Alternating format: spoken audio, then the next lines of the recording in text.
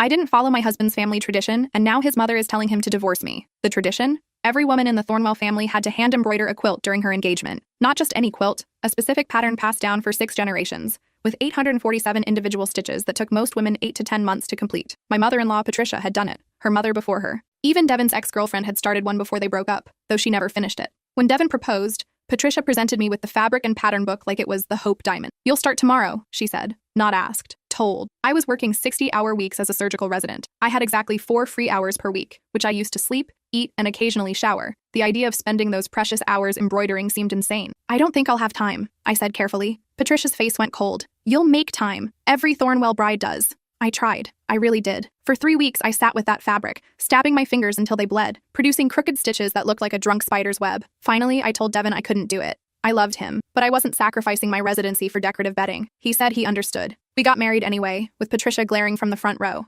That was 2 years ago. Yesterday, I came home to find Devin's entire family in our living room. No warning. His mother sat in my favorite chair holding the unfinished quilt like evidence at a trial. "This represents your commitment," she announced. Or lack thereof. His father nodded grimly. His grandmother clutched her pearls. "In our family, a wife who won't complete the quilt doesn't respect tradition, doesn't respect us." Devin stood silent by the window. I waited for him to defend me. He didn't. His mother continued, voice dripping with practiced disappointment. "I've told Devin he needs to reconsider this marriage. A woman who can't dedicate herself to something so simple clearly has misplaced priorities." Something inside me snapped. "You want to know about dedication?" I said quietly. "Last month, I held a 6-year-old's hand while she died because her parents were too busy arguing to notice she'd stopped breathing. I've worked 96-hour weeks. I've missed birthdays, holidays, sleep. But sure, the real measure of my worth is decorative stitching." Patricia stood up, face red. "You think you're too important for family traditions? Too educated? Too busy saving lives?" She spat the last words like they were insults. That's when I noticed Devin still hadn't said anything. Not one word in my defense. The quilt sat between us like a battlefield. His family watched, waiting for me to apologize, to promise I'd finish it, to fall in line. Instead, I picked up the fabric, walked to the kitchen, and very deliberately cut it into pieces with my scissors. The sound of ripping cloth filled the silence. When I returned, Patricia was shaking. That quilt was irreplaceable. The fabric was blessed by— "I don't care," I interrupted. "I'm a surgeon. I save lives. And if Devin values your sewing project more than our marriage, then maybe his mother's right." I walked upstairs to pack a bag. Behind me, I heard Patricia's voice rising, demanding Devin choose. Family or me? Tradition or his wife? For the first time in 2 years, I realized I didn't know which one he'd pick. My phone buzzed. A text from my attending. "Emergency case, triple bypass. Need you now." I grabbed my keys. Downstairs, I could hear them arguing, Patricia's voice reaching a crescendo. I paused at the bottom step. Devin finally looked at me, his face unreadable. "Where are you going?" he asked. "To do something that actually matters," I said. Then I walked out, leaving him standing there with his family and their shredded traditions scattered across our floor. I drove toward the hospital, my wedding ring heavy on my finger, wondering if it would still be there when I got home. The triple bypass took 11 hours. The patient was a 58-year-old construction worker named Ray, whose 3 blocked arteries had given him maybe 2 weeks to live. His wife sat in the waiting room with their 4 kids,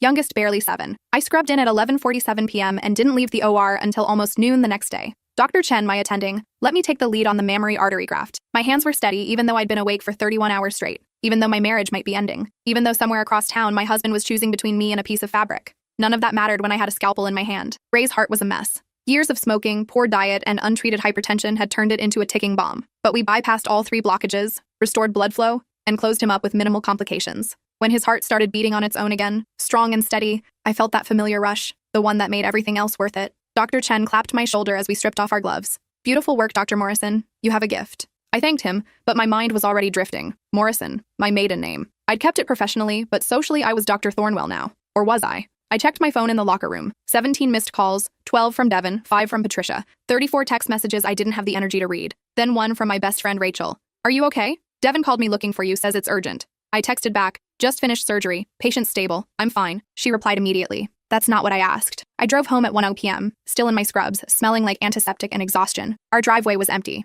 Devin's car was gone. I unlocked the front door and stepped into silence. The shredded quilt pieces were gone. The living room looked untouched, like yesterday's confrontation had never happened. For a moment, I wondered if I'd imagined the whole thing, some stress-induced hallucination brought on by sleep deprivation. Then I saw the note on the kitchen counter. Devin's handwriting. Neat, careful letters I'd once found charming. "I'm at my parents' house. We need to talk. Call me when you get this." Not, "I love you." Not, "I'm sorry." Just instructions to call him. I crumpled the note and tossed it in the trash. Then I pulled it back out, smoothed it flat, and stared at it for 10 minutes. Finally, I called. He answered on the first ring. "Where have you been?" "Surgery," I said. A man needed a new lease on life. Seemed important. "We've been worried sick." "We?" Silence. "Your mother's there, isn't she?" "My whole family is here," he said carefully. "After what happened yesterday, they wanted to make sure I was okay." I laughed. actually laughed. You're okay? You stood there and let your mother insult me, demand you divorce me, and question my priorities. But you're the one who needs support? You destroyed a priceless family heirloom. It was fabric, Devin. Thread and cloth. Not a person. Not a life. It represented something. Yeah, I said. It represented 6 generations of women being controlled by your family's bullshit expectations. He was quiet for a long moment.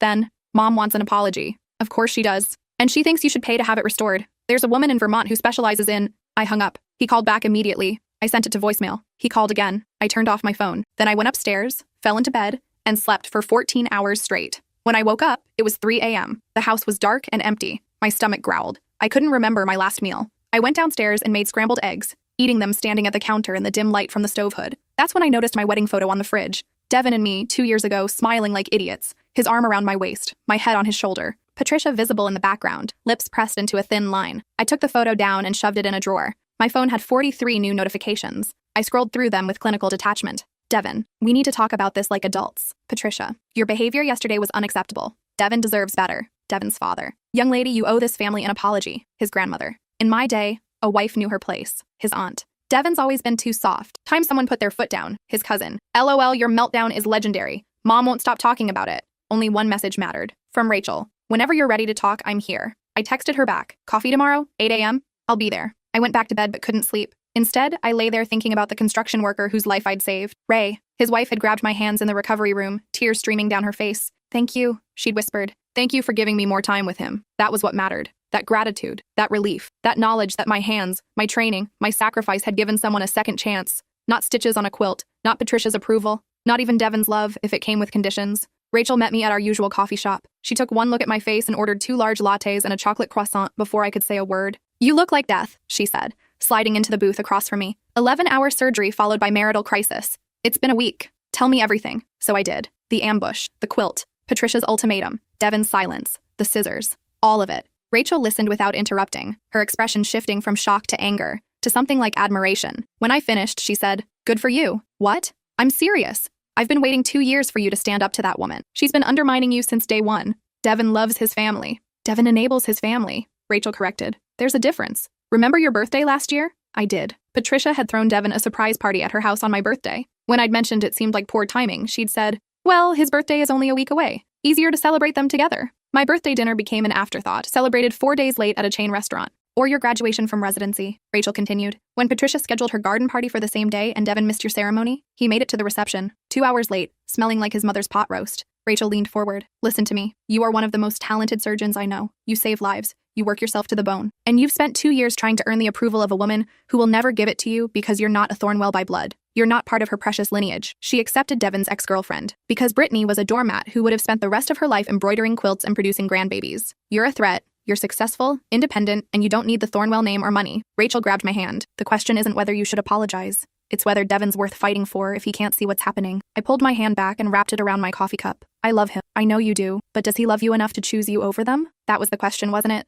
The one I'd been avoiding since I walked out yesterday. My phone buzzed. Another text from Devin. Can we please talk? Just the 2 of us? I showed Rachel. What are you going to do? I don't know, I admitted. Part of me wants to go over there and fight for my marriage. Part of me wants to pack my stuff and leave while he's gone. What does the surgeon in you say? I thought about that. In the OR, I made life or death decisions based on evidence. Heart rate, blood pressure, tissue viability. I assessed, I analyzed, and I acted. So what did the evidence tell me about my marriage? Devin had stood silent while his mother attacked me. He'd prioritized fabric over my career. He'd called his family for support instead of defending his wife. He wanted me to apologize to the woman who demanded our divorce. The evidence was pretty damn clear. I said slowly. I need to hear what he has to say, but I'm not apologizing. And I'm not pretending yesterday didn't happen. Rachel nodded. Good. And if he sides with Patricia, then I guess I'll be hiring a divorce lawyer. Saying it out loud made it real, made it possible, made it terrifying. We finished our coffee and Rachel hugged me hard in the parking lot. Whatever happens, you've got me. Always. I texted Devin, meet me at home in an hour. Just us. He replied immediately. Thank you. I'll be there. I drove home and showered, washing away the last traces of the OR. Then I changed into jeans and a sweater. Something comfortable. Not armor, not a statement. Just clothes. Devin arrived exactly on time. He looked terrible. Dark circles under his eyes. Wrinkled shirt. Hair uncombed. You look awful, I said. I haven't slept. Neither have I. Well, 14 hours yesterday, but before that, nothing. We stood in the entryway. Neither of us sure how to start. Do you want coffee? I asked. Sure. I made 2 cups. We sat at the kitchen table, the same place we'd had breakfast together 1,000 times. Now it felt like a negotiating table. I'm sorry, he said finally. For what specifically? He blinked. What? I need you to tell me what you're sorry for. Because there's a lot to choose from. Devin set down his cup. I'm sorry for not defending you, for letting Mom say those things, for not telling my family to leave when they showed up unannounced. And for asking you to apologize to her. That was wrong. I waited. Is there more? He asked. The quilt, Devin. You expected me to finish it, even after I explained why I couldn't. Even after 2 years of watching me work myself to death. You still thought embroidery should be my priority? It was important to my family. And I'm your wife. I should be more important than your family's traditions. He ran his hands through his hair. You don't understand. These traditions, they're who we are. They connect us to our history, our ancestors. The quilt is about belonging. No, I said. It's about control. It's about making sure every woman who marries into your family knows her place, knows she's not really a Thornwell until she's proven herself through subservience. That's not fair, isn't it? Your mother literally told you to divorce me because I wouldn't sew. Think about that. Actually think about it. What kind of family values fabric over love? Devin looked away. She was upset. She didn't mean it. She absolutely meant it. And you know what the worst part is? You had to think about it. When she demanded you choose, you actually had to consider whether your mother's approval was worth more than your marriage. That's not true. Then why didn't you defend me immediately? Why didn't you kick them out of our house? Why did you call them for support instead of calling me? Silence. Because, I continued, you've spent your whole life being a good Thornwell son, following the rules, making Mom happy. And when she told you I wasn't good enough, part of you believed her. I don't think you're not good enough, he said, but his voice lacked conviction. Then prove it. Tell your mother she was wrong. Tell her you won't tolerate her disrespecting me. Tell her our marriage isn't up for negotiation. I can't just... Yes, you can. You choose to enable her. You choose to put her feelings above mine. You choose tradition over partnership. Devin stood up abruptly. So what? I'm just supposed to cut off my family? Never speak to them again? I'm not asking you to cut them off. I'm asking you to set boundaries. To tell your mother she doesn't get to dictate how we live our lives. To prioritize our marriage over her approval. She'll never forgive me. And I'll never forgive you if you don't. We stared at each other across the kitchen table. 2 years of marriage. 4 years together before that. All of it hanging in the balance over a stupid quilt. I need time, he said finally. Time for what? To think. To figure this out. This is my family. My whole life. I can't just... I'm your family too, I interrupted. Or at least I thought I was. You are. But it's complicated. It's actually pretty simple. Either you choose us, or you choose them. It's not that black and white. Yes, it is. Your mother demanded you divorce me. That makes it pretty fucking black and white. Devin grabbed his jacket. I can't do this right now. I need space. Space to what? Call your mother and get her opinion on our marriage? That's not fair. None of this is fair, I said. I destroyed my hands trying to complete that quilt. I gave up sleep, free time, everything to make your family happy. And it still wasn't enough. Nothing I do will ever be enough for Patricia, because I'm not who she wanted you to marry. That's not true? Yes, it is. She wanted Brittany, the woman who started the quilt, and actually enjoyed it. Who would have given you 3 kids by now and spent her days volunteering for the Historical Society? Instead, you married a surgeon who saves lives instead of embroidering pillows. And your mother will never forgive you for that choice. Devin's hand was on the doorknob. I need a few days to clear my head. Where are you going? My parents' house. Of course he was. Fine, I said. Take all the time you need, but understand something, Devin. I'm not waiting forever. I'm not going to spend the next 30 years begging for your mother's approval. Either you're my husband, or you're Patricia's son. You can't be both. He left without another word. I sat at the kitchen table for 2 hours after he drove away. Then I went to the hospital for my shift. Work was the only thing that made sense anymore. The next 3 days passed in a blur of surgeries and consults. I threw myself into every case with single-minded focus. A 72-year-old woman with a faulty valve. A teenager with a congenital defect. An emergency bypass on a diabetic patient who'd ignored his symptoms for months. I didn't think about Devin. Didn't check my phone except for hospital calls. Didn't let myself feel anything except the steady concentration required to hold a human heart in my hands. On the 4th day, Dr. Chen called me into his office. Sit down, he said. I sat, wondering if I'd screwed up a procedure, if my personal crisis was affecting my performance. Your work this week has been exceptional, he said, but I'm worried about you. I'm fine. You've been here 18 hours a day. You're taking every available case. You slept in the on-call room last night even though you weren't on call. I'm dedicated. You're avoiding something. He leaned back in his chair. I've been in this field for 30 years. I've seen brilliant surgeons burn out, destroy their health, their relationships, their lives, because they couldn't face whatever was happening outside these walls. With all due respect, Dr. Chen, my personal life isn't affecting your work yet, but it will. They always do. He pulled out a file. I'm recommending you take a week off. What? No, I have surgeries scheduled. Patients who need will be reassigned. Dr. Patel can handle your caseload. I don't need time off. Yes, you do. And if you won't take it voluntarily, I'll make it mandatory. I stared at him. You can't do that. I absolutely can. You're showing signs of burnout and emotional avoidance. As your supervising physician, I'm responsible for your well-being and the safety of our patients. My work has been perfect. For now, but you're running on fumes and rage. That's not sustainable. He closed the file. Go home. Sleep in a real bed. Eat actual food. Deal with whatever you're running from. Come back in a week refreshed. I wanted to argue. To insist I was fine. But he was right and we both knew it. 1 week, I said. 1 week, starting now. I cleaned out my locker and drove home, arriving at 2 p.m. on a Thursday. The house was still empty, still silent, still a monument to a marriage that might be over. I checked my phone. Devin had texted twice. Monday. Still processing everything. Hope you're okay. Wednesday. Can I come by this weekend to get some clothes? Not, I miss you. Not, I love you. Not, I'm fighting for us. Just logistics. I texted back, I'm off work for a week. Come by whenever. He replied, Saturday morning, okay? Fine. I spent the next 2 days cleaning the house, scrubbing floors, organizing closets, throwing away expired food and ancient condiments. Physical work that exhausted my body and numbed my mind. Friday night, Rachel came over with wine and Thai food. You're off work for a whole week and you spent it cleaning? She looked around at the spotless kitchen. This is either therapeutic or concerning. Therapeutic, I lied. Bullshit, you're spiraling. I'm coping. You're avoiding. She poured 2 generous glasses of wine. Has Devin made a decision yet? He's coming tomorrow to get clothes. I assume that means he's chosen Patricia. You don't know that. He's been at his parents' house for 4 days. That pretty much says everything. Rachel was quiet for a moment. What are you going to do if he asks for a divorce? Sign the papers, I said. I'm not fighting for someone who won't fight for me. And if he wants to work things out, that was harder to answer. Then he needs to set real boundaries. Not promises, not good intentions. Actual, enforceable boundaries with consequences. Such as, no more family ambushes. No more Patricia disrespecting me. No more choosing their approval over our marriage. That's reasonable. It's also probably impossible. Devin's been programmed since birth to prioritize family above everything else. I don't think he's capable of change. People surprise you sometimes. Yeah, I said. Usually not in good ways. We drank wine and ate pad thai and watched terrible reality TV until midnight. Then Rachel hugged me goodbye and made me promise to call her after Devin's visit. Saturday morning, I woke up at 6:05 a.m. despite having nowhere to be. Old habits from residency. I made coffee and sat at the kitchen table waiting. Devin arrived at 9 a.m. sharp. He knocked on his own front door. I let him in. Hey, he said. Hey. We stood there awkwardly. Strangers in our own home. I'll just grab some clothes, he said. Won't take long. Take your time. He went upstairs. I heard drawers opening and closing, the sound of a suitcase zipper. When he came back down 20 minutes later, he was carrying 2 large duffel bags. Is that everything you need? I asked. For now. For now. Not, I'm coming back. Not, this is temporary. Just for now. Listen, he said, setting the bags down. I've been thinking. A lot. About us. About everything. Here it comes, I thought. The divorce speech. And I realize I've been unfair to you, expecting you to fit into my family's expectations without considering what you needed, what you sacrificed. I waited, but I also think you've been unfair to me, refusing to even try with the quilt, cutting it up instead of just talking to me first, embarrassing me in front of my entire family. Embarrassing you? They were humiliated. My mother cried for 2 days straight. Your mother demanded our divorce. I think her tears are a bit performative. See, that's what I mean. You're always so dismissive of my family. Like their feelings don't matter. Their feelings matter, but not more than mine, not more than our marriage. Everything's always about the marriage with you. About us against them. Why can't it be all of us together? I laughed. Actually laughed. You really don't see it, do you? Your family doesn't want me. They've made that clear from day one. The quilt was just the latest test I was designed to fail. That's paranoid.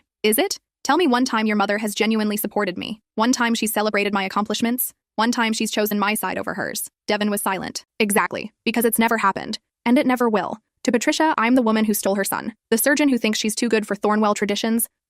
She's my mother. Devin interrupted. I can't just cut her out of my life. No one's asking you to. I'm asking you to establish boundaries, to tell her she can't disrespect your wife, she's not disrespecting you. She's trying to preserve our family's heritage. By demanding you divorce me, she was upset. People say things when they're upset. And you believe her? You think she didn't mean it? Devin picked up his bags. I think you're making this harder than it needs to be. If you'd just apologize, just show some humility and respect for what the quilt means. I'm not apologizing. Of course not, because Dr. Morrison is too important to admit when she's wrong. I'm not wrong. I'm a surgeon. I save lives. And I refuse to apologize for prioritizing that over embroidery. It's not about the quilt anymore. It's about you refusing to compromise, to be part of a family. I tried to be part of your family. For 2 years, I smiled and nodded while your mother criticized everything about me. My job, my clothes, my inability to produce grandchildren on her timeline. I bit my tongue during family dinners where I wasn't allowed to speak unless spoken to. I endured holidays where Patricia made it clear I was an outsider. I moved closer. The quilt was the final straw, not because of the stitching, because of what it represented. Submission, proof that I'd been broken and molded into a proper Thornwell wife. That's not what it represents.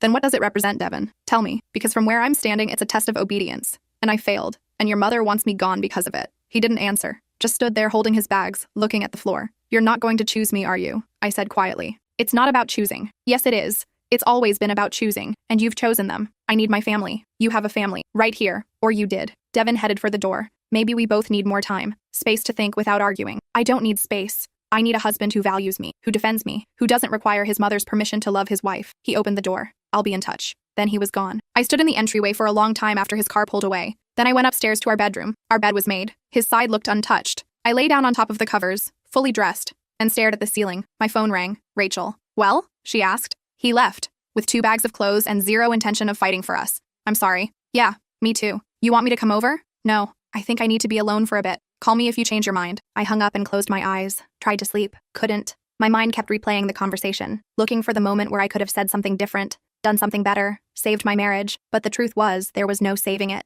Not when Devin valued Patricia's approval more than our partnership. My phone buzzed again. A text from an unknown number. "This is Patricia. We need to talk. Meet me at Rosewood Cafe tomorrow at 10 a.m. I stared at the message. The audacity. The presumption that I'd just show up because she commanded it. I started to type a refusal, then stopped. Maybe it was time to hear what she had to say. Not to apologize, not to grovel, but to set my own boundaries, to tell her exactly what I thought of her and her precious traditions. I texted back, "I'll be there." Her reply was immediate. "Good. Don't be late." Rosewood Cafe was Patricia's territory. Upscale, expensive, full of women who lunched and gossiped and judged. I arrived at 9:55 a.m. in jeans and a sweater, deliberately casual among the designer dresses and pearl necklaces. Patricia was already seated at a corner table, dressed like she was attending a gala. She looked up as I approached, her expression unreadable. "You came," she said. "You summoned. Sit down, I've ordered tea." I sat. A server appeared immediately with a pot of Earl Grey and delicate china cups. Patricia poured with practiced elegance, her movements precise and controlled. "I'll get straight to the point," she said. "I want you to divorce my son." I laughed. Actually laughed.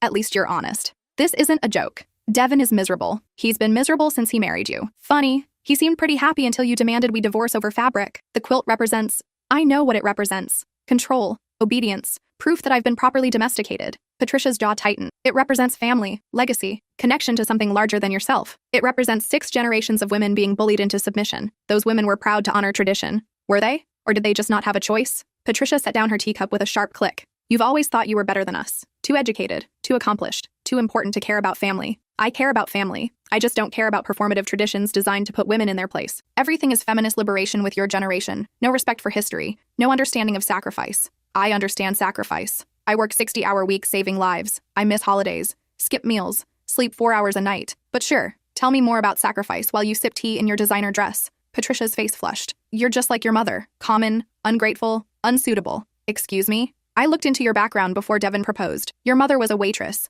Your father worked construction. You're from a family of nobodies who got lucky with a scholarship. And you're from a family of snobs who think bloodlines matter more than character. They do. Breeding, education, social standing. These things matter. Not to me. That's obvious." Patricia leaned forward. "Devin deserves someone who understands his world, who can host dinner parties and raise proper children, who knows which fork to use and how to speak to people of quality." "People of quality," I repeated. "You mean people with money and connections and the right last name?" "Yes, exactly. Devin needs a wife who can help him succeed, not some surgeon who puts her career above her husband. I put my career above embroidery. There's a difference." "Is there?" "Because from where I sit, you've made it very clear that Devin will always come second to your job. And you've made it very clear that I'll never be good enough for your son no matter what I do." Patricia smiled. It didn't reach her eyes. "At least we understand each other. So this is it? You summoned me here to tell me to leave him?" "I summoned you here to offer you a deal." I waited. "Divorce Devin quietly. No drama. No fighting. No taking half his inheritance. In exchange, I'll give you $200,000. I stared at her. "You're trying to buy me off. I'm offering you a fresh start. You clearly don't want to be a Thornwell.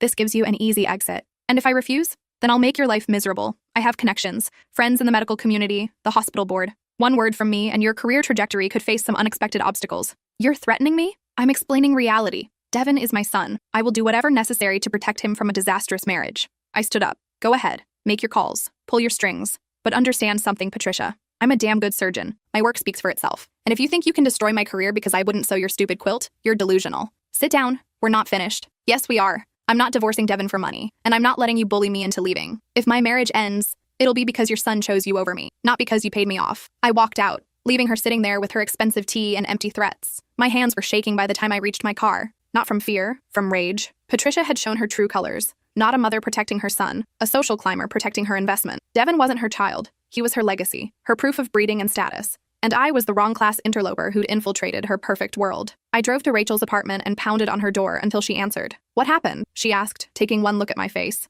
I told her everything. The meeting, the bribe, the threats. "That bitch," Rachel said when I finished. "She actually tried to pay you off? $200,000. And you told her to shove it?" "I told her to make her phone calls and see what happens." Rachel poured us both wine, even though it was barely noon. "What are you going to do?" "I don't know. Wait for Devin to make a choice, I guess. Hope Patricia doesn't actually sabotage my career." "She won't. She's bluffing. Your reputation is solid. Maybe. But she has connections. Real power in certain circles. So do you. You save lives. You have colleagues who respect you, patients who owe you everything." Rachel raised her glass. "Patricia has money and a fancy last name. You have actual value." We drank to that, but I couldn't shake the feeling that this was far from over. That night, I couldn't sleep. I kept replaying the conversation with Patricia. Her smug certainty, her casual cruelty, the way she'd looked at me like I was something stuck to her shoe. At 2 a.m., my phone rang. Hospital. "Dr. Morrison? We have an emergency." Multi-car accident on the interstate. Multiple casualties. All hands on deck. I'm on mandatory leave. Dr. Chen approved your return for emergencies. We need you. I'll be there in 15 minutes. I drove to the hospital running red lights. The ER was chaos.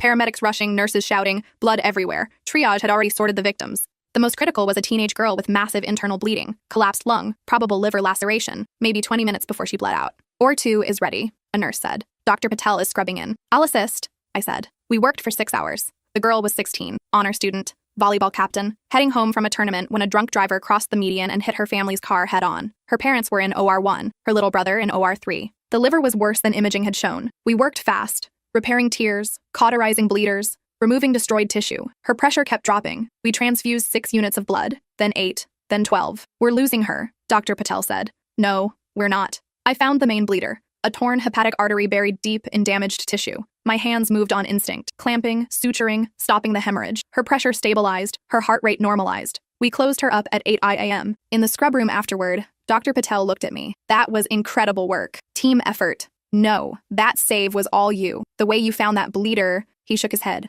Most surgeons would have given up. I don't give up. I checked on the girl in recovery. Still sedated, still critical, but alive. Her parents had both survived. Minor injuries. Her brother had a broken arm and concussion. All 4 would go home eventually, because we'd done our jobs. Because our hands had held steady. Because nothing else mattered when someone's life was at stake. I was leaving the hospital when I ran into Dr. Chen. I thought you were on leave, he said. Emergency recall. The girl with the liver laceration. I heard it was touch and go. She'll make it, because of you. He studied my face. How are you doing? Really? I'm okay. Better, actually. Weird how saving a life puts everything in perspective. That's why we do this job. He paused.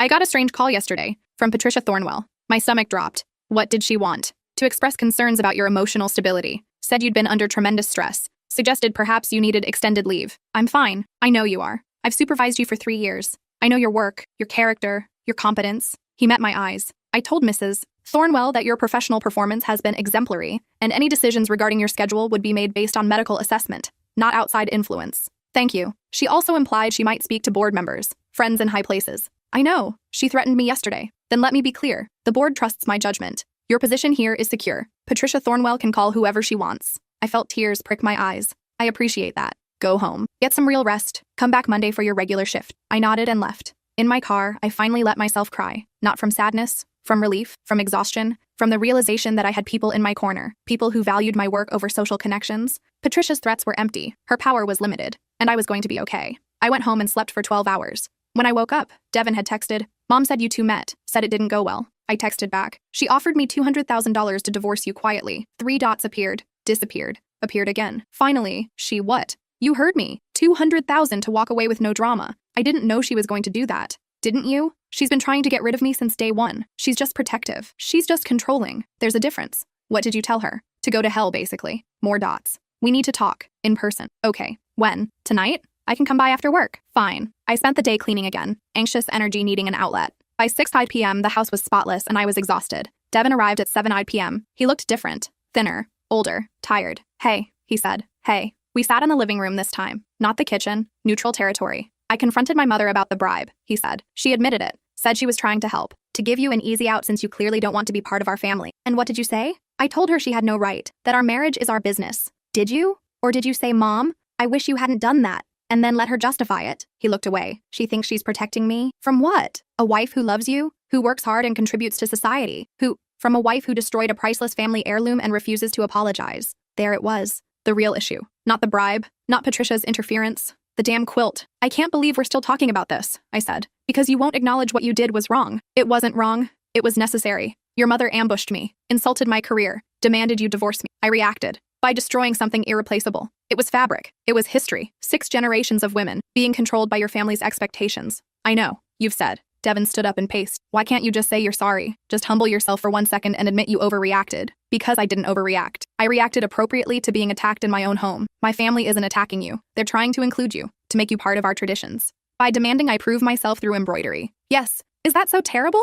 One tradition, one gesture of respect. I showed respect for 2 years. I attended every family dinner, every holiday gathering, every charity function. I smiled while your mother criticized my clothes, my career, my decision to wait on children. I bit my tongue when she rearranged our wedding because her preferences mattered more than mine. I tried to be a good Thornwell wife. But you won't do the one thing that actually matters. The quilt doesn't matter, Devin. Your mother's approval doesn't matter. What matters is that you're supposed to be my partner. My husband, the person who chooses me when everyone else is against me. I'm not against you. Then where have you been? Because it's been a week and you've spent it at your mother's house accepting her version of events, believing her lies about me. She's not lying. She tried to bribe me to leave you. She threatened my career. She called me common and unsuitable. But sure, she's not lying. Devin sat back down, head in his hands. I don't know what to do. I love you, but I love my family too. Then choose. It's not that simple. Yes, it is. Either you set boundaries with your mother and commit to our marriage, or you don't. Either I'm your priority or she is. Why does it have to be one or the other? Because she made it that way. When she demanded you divorce me, when she offered me money to leave, when she made it clear I'll never be good enough, I moved closer to him. I'm done competing for your affection.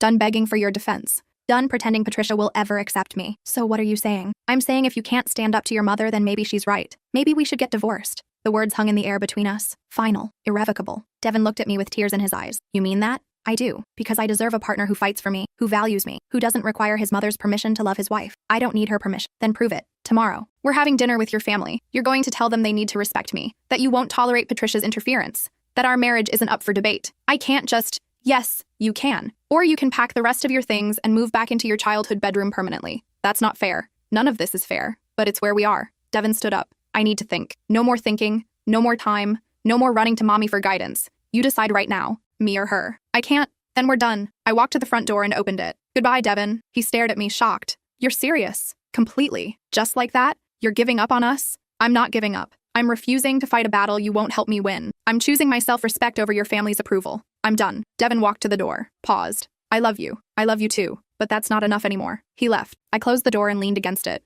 waiting for tears that didn't come. Just numbness. Just the hollow feeling of watching something die. My phone rang. Rachel, how'd it go? I think I just ended my marriage. Oh, honey, I'm coming over. You don't have to. I'm already in the car. She arrived 20 minutes later with ice cream and chocolate and every rom-com in her Netflix queue. We watched Hugh Grant stammer through declarations of love while I ate Ben & Jerry's straight from the container. You did the right thing, Rachel said during our third movie. Did I? Maybe I should have compromised, tried harder, been more patient. You've been patient for 2 years. How much more should you give? I don't know. However much it takes to save my marriage? That's not how it works. Relationships require both people to compromise. You've been the only one bending. He loves me though. I know he does. But he loves his mother's approval more. And until that changes, you'll always come second. We fell asleep on the couch sometime after midnight. When I woke up at 6 a.m., Rachel was gone but had left a note. Called in sick for you today. Rest, eat, breathe, call me later. I stayed in bed until noon, then forced myself to shower, to eat something, to function like a human being. My phone buzzed. Devin. I told my family we need to talk. Tonight at 6. Their house. Will you come? My first instinct was to refuse, to protect myself from more humiliation, but something made me type. I'll be there. Thank you. I spent the rest of the day preparing, not physically, mentally, building walls, expecting the worst, ready to hear that Devin had chosen them over me. At 5:45 p.m., I drove to the Thornwell estate. Massive house on 3 acres, pool, tennis court, guest house, everything Patricia loved to show off. Devin met me at the door. Thank you for coming. Is your whole family here? Just my parents and grandmother. Great. The holy trinity of judgment. We walked into the formal dining room. Patricia sat at the head of the table, regal as a queen, Devin's father beside her, expression unreadable. His grandmother in the corner, clutching her purse like I might steal it. Sit down, Patricia said. I sat. Devin sat beside me. His hand found mine under the table and squeezed. I'm glad we could all gather, Patricia began. There are some things that need to be said. Here it comes. The final ultimatum. But Devin spoke first. Actually, Mom, I have something to say. Patricia raised an eyebrow. Go ahead. Devin took a deep breath. I've spent the last week thinking about everything that's happened. The quilt, the fighting, your offer to pay her to leave. I was trying to help. You were trying to control my life, like you always do. Silence. Patricia's face went white. Devin, his father started. No, Dad. I need to say this. Devin turned to his mother. I love you. You're my mother and I always will. But the way you've treated my wife is unacceptable. I've been nothing but welcoming. You've been critical and condescending since the day we got engaged. You've questioned her career, her priorities, her worth, and when she couldn't complete the quilt because she was saving lives, you demanded I divorce her. That quilt represents, I don't care what it represents. It's a piece of fabric. She's my wife. I squeezed his hand. He squeezed back. Then she destroyed it, Patricia said, deliberately, maliciously. After you ambushed her in her own home, after you insulted her career, after you told me to end our marriage. Devin's voice was steady, strong. She reacted to being attacked, and I should have defended her then. I should have kicked you out immediately. We're your family, his grandmother said. Your blood. So is she. She's the family I chose. The person I promised to build a life with. And I've been failing her by putting your feelings above hers. Patricia stood up. I won't be spoken to this way. Not in my own home. Then I'll leave. Devin stood too. But understand something first. My marriage isn't up for negotiation. My wife doesn't need your approval. And if you continue to disrespect her, you'll lose me too. You don't mean that? Patricia said, but her voice shook. I absolutely mean it. I've spent 32 years being the good son, following your rules, living up to your expectations, but I'm married now. My wife comes first. Not tradition, not family pressure, not your approval. I couldn't believe what I was hearing. This was the man I'd married, the man I'd hoped existed under all that programming. If you make us choose, Devin continued, I choose her, every time, without hesitation. Patricia sat back down, looking genuinely shocked. After everything we've given you, I'm grateful for it all, but I won't sacrifice my marriage to make you happy. I won't demand she apologize for defending herself. I won't let you bribe her to leave. I won't tolerate any more interference in our lives. His father finally spoke. Your mother was only trying to control us, to mold my wife into someone she's not, to preserve traditions that don't matter anymore. They matter to this family, his grandmother said. Then this family needs to evolve, or I won't be part of it. We left, just walked out with Patricia sputtering protests and his father trying to mediate. Devin held my hand the entire way to the car. I'm sorry, he said when we were safely outside. I should have done that years ago. You did it now. That's what matters. I mean it. You come first, always, no matter what my mother says or does. And if she cuts you off, disinherits you, refuses to speak to you, then I'll survive. We'll survive, together. I kissed him, right there in his parents' driveway. A long, deep kiss that said everything I couldn't put into words. Let's go home, I said. Our home. Yes, our home. We drove back to the house together, started unpacking his things from the guest room, made dinner together for the first time in weeks. It felt like a new beginning, but 2 days later, Patricia played her final card. I was at work when hospital administration called me in. My stomach dropped. This couldn't be good. Dr. Morrison, the director said, we've received some concerning complaints. From whom? Patricia Thornwell. She's on the hospital board. Of course she was. What kind of complaints? She's raised questions about your emotional stability, your ability to handle stress, your professional judgment. Based on what evidence? She claims you've been experiencing marital difficulties that have affected your performance. My performance has been exemplary. Ask Dr. Chen. We did. He vouched for you completely. But Mrs. Thornwell has significant influence. She's suggesting a psychiatric evaluation before you return to full surgical duties. I felt ice in my veins. She's trying to destroy my career because I wouldn't sew her quilt. I'm sorry? I explained everything. The quilt,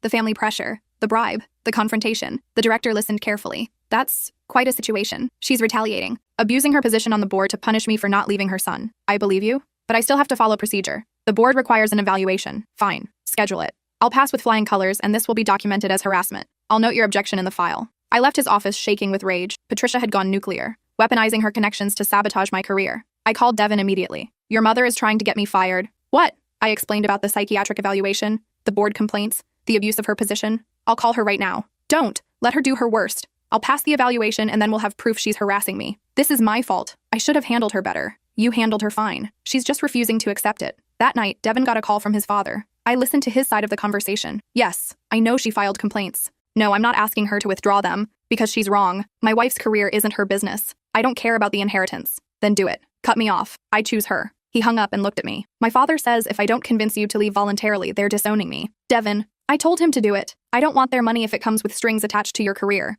Your whole inheritance means nothing compared to you. I'd rather be broke with you than rich without you. I kissed him. I love you. I love you too. And we're going to get through this. The psychiatric evaluation was scheduled for the following week. In the meantime, I was placed on temporary administrative leave. Not suspended, not fired, just sidelined while they investigated. Dr. Chen was furious. This is political nonsense. Your work is impeccable. I know, but I have to play their game. For what it's worth, I'm documenting everything. If this ends badly, I'll resign in protest. Don't do that. You're too valuable here. So are you. The evaluation took 4 hours. Psychological tests, interviews, questions about stress management and emotional regulation. I answered everything honestly, calmly, professionally. The psychiatrist was a woman in her 60s who'd probably evaluated thousands of medical professionals. Dr. Morrison, she said at the end, your responses indicate excellent mental health, strong coping mechanisms, appropriate emotional boundaries. I see no evidence of instability or impaired judgment. So I can return to work? I'm recommending full reinstatement with no restrictions. Thank you. Between you and me, I've met Patricia Thornwell, and I'd have cut up the quilt too. I laughed, actually laughed. These board games are exhausting, she continued, but you played it right, stayed professional. Let the work speak for itself. I returned to my shift the next day. Several colleagues welcomed me back with sympathy and support. Apparently hospital gossip had spread the whole story. I was now the surgeon who'd stood up to the infamous Patricia Thornwell. Some saw me as brave, some saw me as foolish, but everyone respected that I'd survived. 2 weeks later, Patricia resigned from the hospital board. No explanation, no announcement, just a quiet removal from the roster. Devin's father called to arrange a meeting. We agreed to meet at a neutral location. They arrived looking uncomfortable. His father spoke first. We've been unfair to you. I waited. Patricia has issues with control, with letting go of our children, with accepting that Devin's life isn't hers to manage. He looked genuinely apologetic. We've decided to attend family therapy, to work on boundaries, to try to repair the damage. That's good, I said cautiously. We'd like you both to join us. Not as participants in our therapy, but to help us understand your perspective. Devin looked at me. What do you think? I think if your parents are willing to do the work, we should support that. But I won't be ambushed again. No more surprise confrontations. Agreed, his father said. Everything will be scheduled in advance. with a therapist present. And the inheritance? I asked. Still yours? We were angry and said things we didn't mean. Devin shook his head. I don't want it if it comes with expectations. No expectations. Just the hope that someday we can be a real family. We agreed to try. The first therapy session was awkward. Patricia sat rigid, barely speaking. But by the third session, she was starting to open up. I was afraid of losing him, she admitted. Devin is my only son, my baby. And when he married someone so independent, so successful, I felt unnecessary. I never wanted to replace you, I said. I just wanted to be his partner. I know that now, but I saw you as a threat, someone who might take him away from the family. I only want to build a life with him. That doesn't mean excluding you. It took months, lots of sessions, lots of difficult conversations. But slowly, Patricia began to see me as a person rather than a threat. She apologized. Really apologized. For the quilt demand, for the bribe, for the career sabotage. I was cruel, she said, and wrong. You're an exceptional person. You save lives. You love my son, and I should have celebrated that instead of trying to destroy it. Thank you, I said. We'd never be best friends, never have the mother-daughter relationship some women enjoyed, but we found a way to coexist peacefully. She even attended one of my surgeries, stood in the observation gallery and watched me perform a complex valve replacement. Afterward, she hugged me. I understand now, she whispered, why you couldn't do the quilt. Your hands save lives. They're too important to waste on embroidery. That Christmas, Patricia gave me a gift, not fabric, not a quilt pattern, a donation to the hospital's cardiac research fund, in my name, for the surgeon who taught me what really matters. The card read. Devin and I renewed our vows on our 3rd anniversary. Small ceremony, just close friends and family. Patricia attended with genuine happiness. No ulterior motives, no hidden agendas, just a mother celebrating her son's marriage. During the reception, she pulled me aside. I have something for you, she said. She handed me a small box. Inside was a silver necklace. Delicate, simple, beautiful. It belonged to Devin's great-great-grandmother, the first woman to complete the quilt tradition. Patricia's eyes were wet. But I think she'd want you to have it. Not because you completed the quilt. Because you showed me that love doesn't require submission. I hugged her. Thank you. No, thank you. For loving my son. For standing your ground. For being exactly who you are. That night, Devin and I danced under string lights, while our families mingled peacefully. His mother laughed at something Rachel said. His father discussed investing with my brother. His grandmother actually complimented my dress. We made it, Devin whispered. We did. Think we'll ever tell our kids about the quilt incident? Absolutely. It'll be a great lesson in standing up for yourself, and in choosing your partner over family pressure, and in the fact that some traditions deserve to die. He laughed and spun me around. 5 years later, I became head of cardiac surgery, youngest person to ever hold the position at our hospital. Patricia threw me a celebration dinner and invited half the medical community. She introduced me to everyone as my brilliant daughter-in-law, the surgeon. Not Thornwell wife, not disappointing daughter-in-law, just surgeon. It was enough. 10 years later, when Devin and I finally had kids, Patricia was the first to visit. She brought toys and books and endless enthusiasm, but no pressure. No demands, no expectations about traditions or quilts or anything else. She was just a grandmother, excited to meet her grandchild. Our daughter's name is Rachel, after my best friend who'd stood by me through everything. Patricia didn't even suggest a family name, just cooed over the baby and promised to babysit whenever we needed. One night, after putting Rachel to bed, I found Devin in the nursery. What are you thinking about? I asked. That quilt. How close we came to losing everything over fabric. It wasn't about the fabric. I know. It was about control. About me learning to be a husband instead of just a son. You figured it out eventually. Thanks to you refusing to back down. I sat beside him. I think about that day a lot, walking out with the hospital, wondering if my marriage would survive, not knowing if you'd choose me. I almost didn't, he admitted. I was so conditioned to put family first, to value tradition, to seek approval. What changed? I realized you are my family, my tradition. The only approval I needed was yours. We sat in silence, watching our daughter sleep. Do you regret it? He asked. The fight? The drama? The almost divorce? No, because it made us stronger. Made us real partners instead of two people living parallel lives. Mom asked me the other day if I ever wish you'd done the quilt. What did you tell her? That I'm glad you didn't. Because if you had, I never would have learned what really matters. I would have stayed a child pretending to be a husband. I squeezed his hand. Besides, he continued, our daughter's going to grow up knowing she doesn't have to do anything to prove her worth. She'll know her value comes from who she is, not what traditions she follows. No embroidery requirements? God, no. She can be a surgeon like her mom, an engineer, an artist, anything she wants.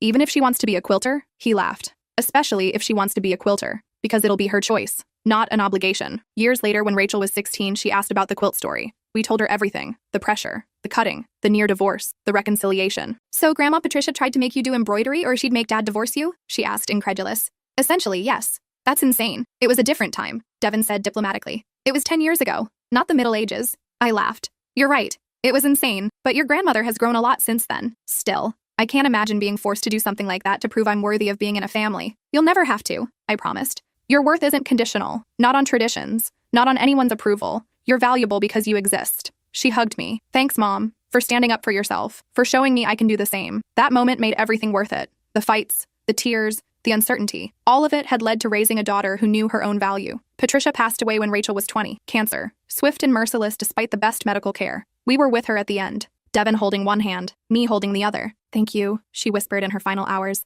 for teaching me what love really means. Rest now, I said. We've got it from here. She smiled and closed her eyes. At her funeral, dozens of women spoke about her charity work, her social contributions, her dedication to preserving history. They talked about the quilts she'd made, the traditions she'd upheld, the legacy she left. But when it was my turn to speak, I talked about the woman who'd learned to change, who'd admitted her mistakes, who'd chosen growth over pride. Patricia Thornwell was a formidable woman, I said. Strong-willed, opinionated, uncompromising in her beliefs, until she learned that real strength comes from flexibility. Real power comes from admitting when you're wrong. Real love means accepting people as they are, not as you want them to be. I looked at Devin, at Rachel, at the family we'd built despite the odds. She gave me the greatest gift, I continued. Not fabric or jewelry or money. She gave me the gift of seeing someone change, of watching pride transform into humility, of witnessing a mother learn that her son's happiness mattered more than her expectations. After the service, we went home, just the three of us. Devin opened a bottle of wine. Rachel made her grandmother's favorite cookies from the recipe Patricia had taught her. We sat together remembering, not the fights, not the drama, but the reconciliation, the growth, the family we'd become. Do you think she was happy?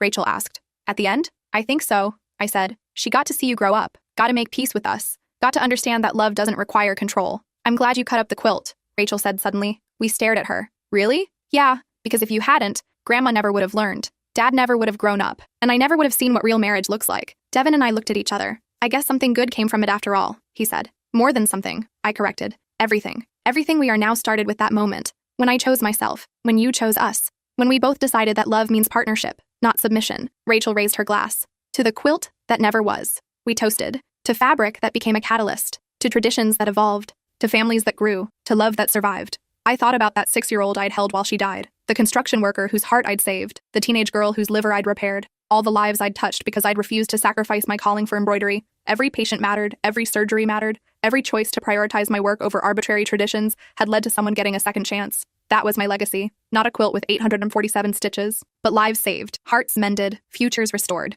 and a daughter who knew that her worth came from within, not from what she could do for others, not from traditions she upheld, but from simply being herself. That night, after Rachel went to bed, Devin and I sat on our porch watching the stars. Do you ever wonder what would have happened if you'd finished the quilt? He asked. Sometimes. I think I would have resented you, resented your family, eventually resented medicine because I'd sacrificed so much for approval that never came. We would have divorced eventually, probably, once the resentment built up enough. So really, cutting it up saved our marriage. In the most dramatic way possible, he laughed. Very on brand for you. Hey, I'm a surgeon. When I make a cut, I commit. We sat in comfortable silence. 15 years of marriage, 15 years of choosing each other, 15 years of building something real. I'm glad you didn't follow the tradition, Devin said finally. Me too. And I'm glad I finally chose you over them. You always did, eventually. You just needed time to realize it. He pulled me close. No more time. No more choosing. You're my priority. Always have been. Always will be. I leaned against him, grateful for the journey, the fights, the growth, the love that had survived everything. Somewhere inside the house, I heard Rachel playing piano, a song Patricia had taught her, a connection to the woman who'd caused so much pain and eventually so much healing. Life was strange like that, full of contradictions and complications and people who could be both cruel and kind, both rigid and flexible, both wrong and willing to change. The quilt was gone, cut into pieces and thrown away years ago. But what it represented, the journey from control to acceptance,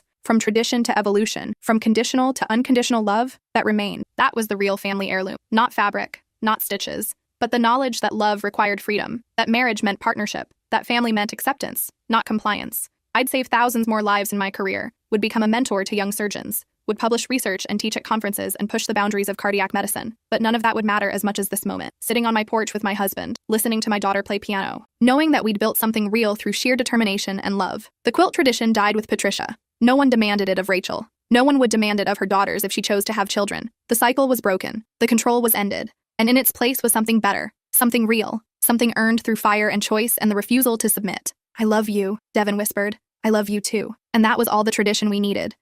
I let my entitled stepmother plan my wedding after she complained I was excluding her, and what she did made me cancel everything. Cordelia had been my dad's wife for 2 years when I got engaged to Bryant. She'd been fine at first, distant but polite. Then I announced my engagement, and suddenly she wanted to be mother of the bride. The problem was, I already had a mother, a wonderful one who'd been dreaming about this day since I was little. I just want to help, Cordelia said over Sunday dinner. You're both so busy with work. Let me handle the vendors. Dad beamed at her. See? She just wants to be involved. My mom's face fell, but she stayed quiet. She always did when Cordelia was around, trying to keep the peace.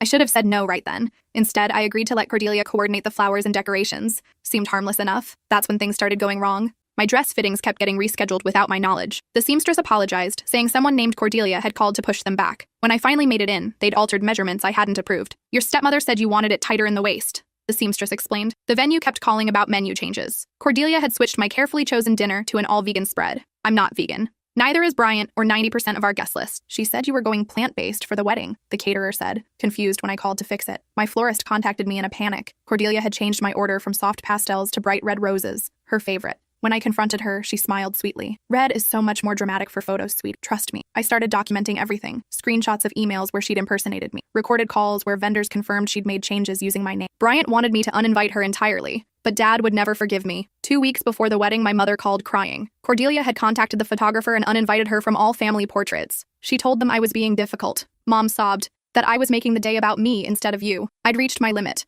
I called an emergency meeting with Cordelia, Dad, Mom, and Bryant. I laid out every piece of evidence. The unauthorized changes, the forged emails, the attempts to exclude my actual mother. Cordelia's face went white, then red. I was just trying to make everything perfect, she stammered. You have no taste. Someone needed to fix your tacky choices. Dad tried to defend her, but Bryant cut him off. She's been sabotaging our wedding for months. Look at the evidence. I thought that would be the end of it. Cordelia apologized. Dad promised she'd stay out of it. We'd fixed most of the vendor issues. The wedding was back on track. Then, 3 days before the ceremony, I got a call from our venue. We need to confirm the cancellation, the manager said. My blood went cold. What cancellation? Your stepmother called yesterday and canceled the entire event. She said there was a family emergency and you'd be rescheduling. I felt sick. Bryant rushed to the venue with me. We begged them to honor our original contract. They showed us the cancellation form, signed with a digital version of my signature that Cordelia must have created from previous emails. We called every vendor. Same story. Cordelia had systematically canceled everything. Flowers, catering, photographer, DJ, officiant. All gone. When we confronted her, she smiled. I told you that you weren't ready to get married. Maybe now you'll listen to people who know better. Dad just stood there, speechless. We spent the next 48 hours trying to salvage anything, but it was impossible. Everything was gone. We had to postpone indefinitely. That night, while going through Cordelia's digital trail for a potential lawsuit, Bryant found something that made my hands shake. Hidden in one of her email threads was a message to someone named Montgomery. In it, she detailed her entire sabotage plan. But that wasn't the worst part. The message ended with, "Don't worry. Once this wedding is destroyed and they break up, she'll be vulnerable enough. Then we can move forward with our plans for the trust fund." My blood ran cold as I read it again. Trust fund. What trust fund? Bryant looked at me, confused. Do you have a trust fund? No, I said slowly. At least I didn't think so. I called Mom immediately. It was past midnight, but she answered on the second ring. Sweetheart, what's wrong? Mom, do I have a trust fund? Something I don't know about? The silence stretched too long. Mom, your grandmother, she finally said. When she passed 5 years ago, she left you everything. But there were conditions. You couldn't access it until you were married or turned 30, whichever came first. The room spun. How much? Almost $4 million. I nearly dropped the phone. Bryant grabbed my arm to steady me. Why didn't you tell me? Your grandmother made me promise. She didn't want money to influence your life choices. She wanted you to marry for love, not security. The trust was meant to be a gift to start your married life, not a reason to get married. My mind raced. Who else knows about this? Just me, the estate lawyer, and, she paused. And your father. He was there when the will was read. Of course. Dad knew, which meant he'd probably told Cordelia. I need to go, I said. I'll call you tomorrow. I showed Bryant the email again, this time with new understanding. She's been planning this from the beginning. Sabotage the wedding, make us break up, and somehow get access to my trust fund. But how? Bryant asked. Even if you don't get married, the money goes to you at 30. You're only 27. I pulled up another email from the thread. This one was older, from 6 months ago, right after I'd announced my engagement. Montgomery had written, the clause is clear. If she becomes incapacitated or declared mentally unfit before 30, legal guardianship transfers to her father as next of kin. From there, we can move the assets. My stomach turned. They were going to have me declared mentally unfit. Bryant read over my shoulder, his face hardening. That's why she's been documenting everything, making you look unstable. The dress fittings, the vendor changes, the confrontations. She was building a case. I scrolled through more emails. There were dozens. Cordelia detailing every time I'd gotten upset, every confrontation, every emotional moment. She'd even recorded some of our conversations without my knowledge. In one email, she wrote, she completely lost it today when she found out about the catering change. Started screaming and crying, very unstable behavior. I have it on video. I remembered that day. I hadn't screamed. I'd raised my voice, sure, but only because she'd pretended not to understand why an all-vegan menu was a problem. The manipulation was calculated. Who's Montgomery? Bryant asked. I searched the email address and found a website. Montgomery Price, estate planning attorney. He's a lawyer, I said. Specializes in contested estates and guardianship cases. The pieces fell into place. Cordelia marries my dad, learns about the trust fund, finds a corrupt lawyer willing to help her steal it. They create a paper trail showing I'm mentally unstable, get me declared incompetent, transfer guardianship to dad, and then convince him to move the money somewhere they can access it. Or maybe dad was in on it too. That thought hurt worse than anything. Bryant was already pulling up his laptop. We need to document everything. Every email, every recording, every piece of their plan. We spent the rest of the night creating a comprehensive file. screenshots, transcripts, timestamps. We organized it chronologically, showing the evolution of their scheme. At 3 in the morning, Bryant found another email that made me sick. "You need to see this," he said quietly. It was from Montgomery to Cordelia, dated 2 weeks ago. "The cancellation of the wedding is the final trigger event. When she inevitably has an emotional breakdown, make sure to document it thoroughly. Call 911, claim she's a danger to herself. A 72-hour psychiatric hold will look excellent on the competency petition." They were going to have me committed. I thought about the past few days. My devastation over the canceled wedding, my anger at Cordelia. If she'd pushed the right buttons, made the right accusations, called the police claiming I was suicidal or violent. They almost had me, I whispered. Bryant pulled me close, but they didn't. "We found this in time. What do we do now?" He was quiet for a moment. "We beat them at their own game." The next morning, we drove to Mom's house. I showed her everything. She cried when she saw the emails, especially the ones detailing how Cordelia planned to manipulate my dad. "I never trusted her," Mom said, "but I never imagined this." "Do you think Dad knows?" I asked. Mom hesitated. "I don't know. Your father can be naive about people he loves, but he's not cruel. If he knew they were planning to have you institutionalized..." She shook her head. "He wouldn't allow that." I wanted to believe her, but Dad had stood by while Cordelia destroyed my wedding. He'd defended her even when confronted with evidence of her sabotage. "We need a lawyer," Bryant said. "Someone who specializes in trust and estate law. Someone who can't be bought." Mom picked up her phone. "I know someone. Your grandmother's lawyer, Patricia Hoffman. She helped draft the trust. She'll know how to protect it." Patricia's office was downtown, on the 20th floor of a glass building overlooking the river. She was in her 60s, with silver hair and sharp eyes that reminded me of my grandmother. We showed her everything. She spent an hour reviewing the documents, her expression growing darker with each page. Finally, she looked up. "This is one of the most calculated theft attempts I've seen in 30 years of practice. If they'd succeeded, it would have been nearly impossible to undo. Once someone is declared mentally incompetent, reclaiming that status is extraordinarily difficult." "Can we stop them?" I asked. "We already have. The moment you discovered their plan, it fell apart. They needed you to be unaware, to react emotionally without understanding why you were being manipulated. Now you have evidence of conspiracy to commit fraud, identity theft, and attempted theft by deception." She pulled up a document on her computer. "Your grandmother was very specific in her instructions. The trust has built-in protections. If anyone attempts to access it fraudulently or have you declared incompetent without legitimate medical cause, the trust freezes. All assets become untouchable until a court reviews the situation. So the money is safe, for now, but we need to be proactive. I'm going to file a petition with the court documenting the attempted fraud. We'll request a restraining order preventing Cordelia and this Montgomery character from having any contact with you or your father. We'll also notify the state bar about Montgomery's conduct." "What about Dad?" I asked quietly. Patricia's expression softened. "That's more complicated. He's your father and the legal secondary guardian in the trust documents. But given the circumstances, we can request the court appoint an independent guardian until you're married or turn 30. The word married hung in the air. "The wedding is off," I said. "Everything was canceled. Postponed," Bryant corrected. "Not canceled." I looked at him. We'd been so focused on the trust fund conspiracy, we hadn't discussed what this meant for us. "I don't want you marrying me because of the money," I said. He took my hand. "I proposed before I knew about any trust fund. I chose you. That hasn't changed. But now we know why someone tried to destroy our wedding. That doesn't change how I feel about you. If anything, it makes me more certain. We're not letting them win." Patricia smiled. "I like him. Your grandmother would have too." Over the next week, Patricia moved fast. She filed emergency motions with the court. She contacted the state bar about Montgomery Price, providing evidence of his scheme to defraud my trust. I wanted to confront Dad, but Patricia advised against it. "Not yet. Let's see how he reacts when the legal documents arrive. That will tell us what we need to know." The papers were served on a Tuesday afternoon. Dad called me 3 hours later. "What the hell is going on?" he demanded. "I just had a process server show up at my office with a restraining order against Cordelia." "You need to read the documents," I said calmly. "I did read them. They're claiming she tried to steal your inheritance." "That's insane." "Is it? Did you know about grandmother's trust fund?" Silence. "Dad, she told me not to tell you. Your grandmother wanted it to be a surprise." "And did you tell Cordelia?" More silence. "Dad, did you tell your wife about my $4 million trust fund?" "I might have mentioned it," he admitted. "But she wouldn't. She loves you. She just wanted to help with the wedding." "Help?" "She systematically destroyed it, canceled every vendor, used my forged signature. And she did it because she and her lawyer boyfriend planned to have me declared mentally incompetent so they could steal my inheritance." "That's ridiculous. You're being paranoid." "Am I? Then explain the emails. Explain Montgomery Price.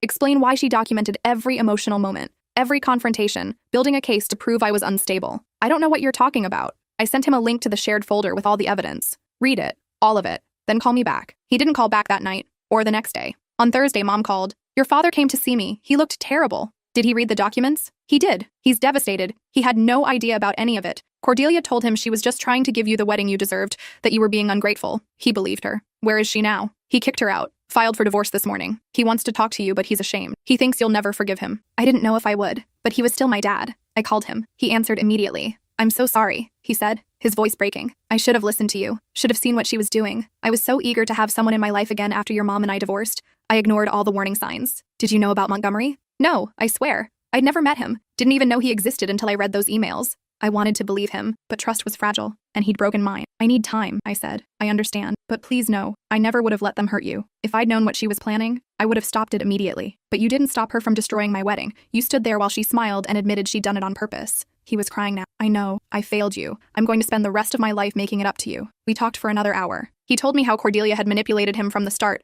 isolating him from friends, making him dependent on her opinions. She'd been so good at playing the supportive wife while secretly planning to rob his daughter. The divorce will be ugly, he said. She's threatening to take half of everything, but I don't care. She's not getting a penny more than the law requires. What about the house? It's mine. Bought it before we married. Never added her name to the deed. She's furious about that. Good, I thought. The state bar moved quickly once Patricia presented the evidence. Montgomery Price was suspended pending a full investigation. His other clients were being contacted, their cases reviewed for similar misconduct. Cordelia lawyered up immediately, claiming the emails were taken out of context, that she'd never actually intended to have me declared incompetent, that it was all hypothetical legal discussion. But the evidence was too clear. Her own words condemned her. The restraining order was granted. She was prohibited from contacting me, Bryant, my mother, or any of our wedding vendors. She was also blocked from accessing any information about my trust fund. 2 weeks after everything exploded, Patricia called with an update. Montgomery Price has been disbarred. The disciplinary board found overwhelming evidence of ethical violations, including the conspiracy to defraud your trust. He's also facing criminal charges. What about Cordelia? The district attorney is reviewing the case for possible fraud charges. The forged signatures alone could result in multiple felonies: identity theft, theft by deception, potentially conspiracy. She's looking at serious jail time if they prosecute. Will they? I think so. You have documented evidence of conspiracy to commit fraud involving millions of dollars. That's not something they'll ignore. I should have felt vindicated. Instead, I just felt tired. Bryant found me on the couch that evening, staring at nothing. What are you thinking about? He asked. Whether any of this was worth it. He sat beside me. The trust fund? All of it. If grandmother hadn't left me the money, none of this would have happened. Cordelia wouldn't have targeted me. Our wedding would have happened. Dad wouldn't have had his life destroyed. Or, Bryant said gently, you would have married into a family with a stepmom who resented you for reasons you didn't understand. This way, you know the truth. You're protected, and your dad knows who he married. I guess. Do you wish you'd never known about the trust? I thought about it. No, but I wish grandmother had told me herself, explained why she was doing it this way. I feel like I'm dealing with her wishes without understanding them. She wanted you to make choices based on who you are, not what you had, Bryant said. That makes sense to me. But now that I know, everything feels tainted. How do I know people aren't just nice to me because of the money? He smiled. Well, I was nice to you before I knew. Does that count? Despite everything, I laughed. We should get married, he said suddenly. What? Not for the money. Not because of the trust, but because we were going to before any of this happened. We were planning our life together. Cordelia interrupted that, but she doesn't get to stop it. Our wedding is still canceled. So we'll have a different wedding. Something simple. Just us, our closest friends and family. No elaborate venue, no complicated catering, nothing Cordelia could have touched. I thought about it. The big wedding had been beautiful in theory, but stressful in execution. Even before Cordelia's sabotage, I'd been overwhelmed by the planning. Where would we do it? Your mom's backyard. Like we originally talked about before we let everyone convince us we needed something bigger. I remembered that conversation. When we'd first gotten engaged, I'd wanted a simple ceremony in Mom's garden. But then family and friends started sharing their opinions, and somehow we'd ended up planning an elaborate event with 200 guests and a 5-tier cake. Small wedding, I said. Maybe 30 people, the ones who matter. Your mom, my parents, a few close friends, your sister as maid of honor, your best friend Timothy as best man, your grandmother's favorite flowers, simple vows, good food, dancing in the garden as the sun sets. We smiled at each other. When? I asked. Next month, before anything else can go wrong. That's fast.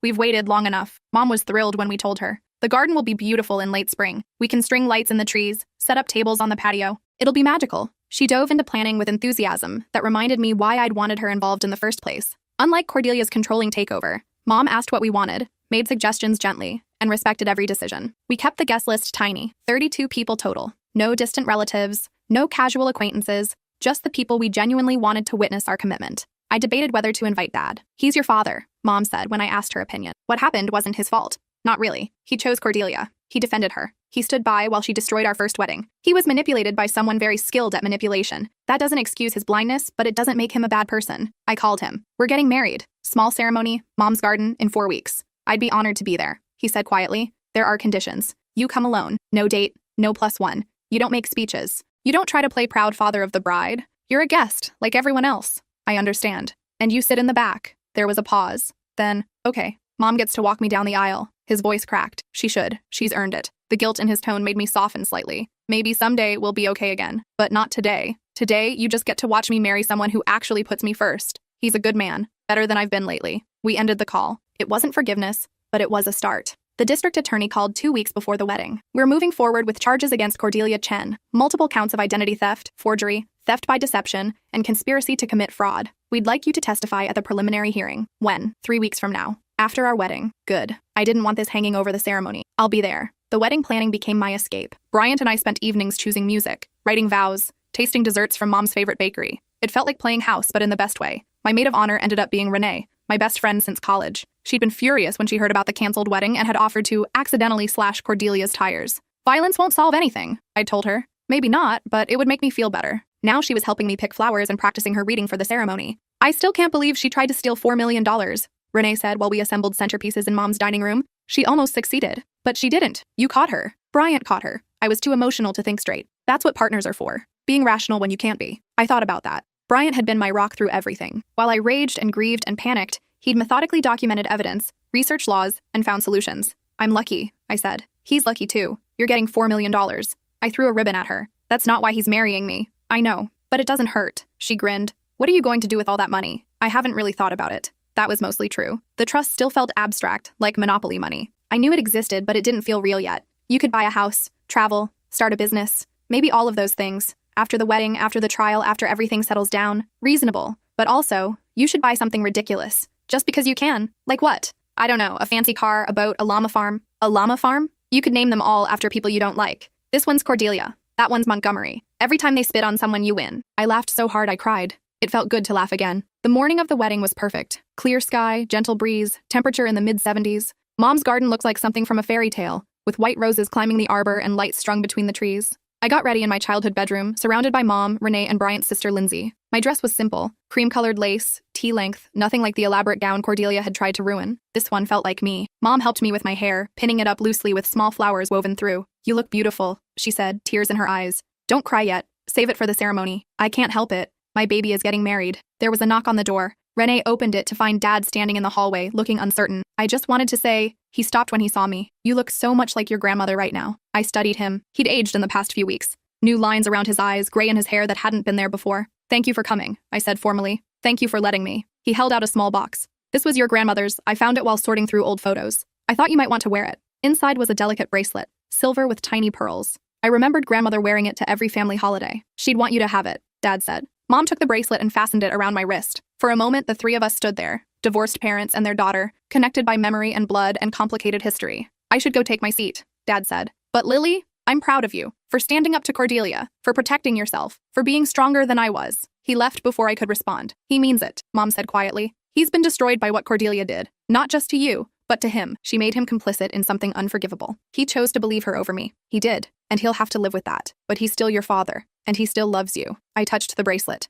I know. The music started. Soft guitar, the song Bryant and I had chosen together. Ready? Renee asked. I nodded. We walked down the stairs and out to the garden. Chairs were arranged in a semicircle facing the rose arbor. 32 people turned to watch me approach. Dad sat in the back row, as promised. His eyes were red. Bryant stood under the arbor in a gray suit, looking nervous and excited and perfect. His best friend Timothy stood beside him, grinning. But it was Mom who took my arm. I've been waiting for this moment since you were born, she whispered. We walked together down the aisle. Not an aisle, really. Just a path through the grass, toward the man I loved. The man who'd believed me when I told him something was wrong. The man who'd helped me uncover the conspiracy and protected me from people who wanted to hurt me. The officiant was Mom's friend Dolores, a retired judge with a warm smile. We're gathered here today, she began, to celebrate the union of two people who've already proven they can weather storms together. The ceremony was short. We exchanged simple vows. I promised to trust him, support him, and build a life filled with honesty and love. He promised to protect me, stand beside me, and never let anyone make me doubt myself. When we kissed, everyone applauded. I heard Dad's distinctive laugh cry from the back row. The reception was perfect.